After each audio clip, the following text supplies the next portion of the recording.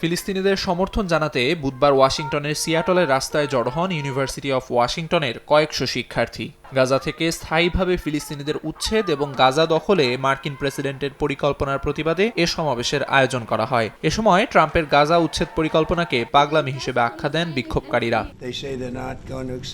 এর আগে মঙ্গলবার ইসরায়েলের প্রধানমন্ত্রী বিনিয়ামিন নেতানিয়াহুর সঙ্গে বৈঠকে গাজা দখলের ইঙ্গিত দেন ডোনাল্ড ট্রাম্প। এরপর থেকেই বিক্ষোভ শুরু করে শিক্ষার্থীরা। নেতানিয়াহুকে যুদ্ধাপরাধী আখ্যা দিয়ে অবিলম্বে তার গ্রেফতারের দাবি জানান বিক্ষোভকারীরা। সেই সঙ্গে গাজায় ইসরায়েলি আগ্রাসনে ট্রাম্পের সমর্থনের তীব্র নিন্দাও জানান। তাদের দাবি, মার্কিন স্বার্থ রক্ষায় ইসরায়েলের প্রতি অন্ধ সমর্থন বন্ধ করতে হবে যুক্তরাষ্ট্রকে।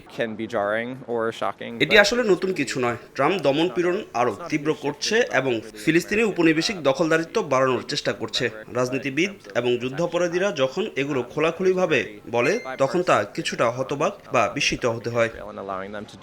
এদিকে ট্রাম্পের গাজা উচ্ছেদ পরিকল্পনার বিরুদ্ধে তীব্র নিন্দা জানিয়েছে বিভিন্ন মানবাধিকার সংগঠন সহ আরব দেশগুলো। একে জাতিগত নিধন হিসেবে অভিহিত করেছে জাতিসংঘ। একই সঙ্গে চীন, রাশিয়া, জর্ডানও এই পরিকল্পনার কঠোর সমালোচনা করেছে।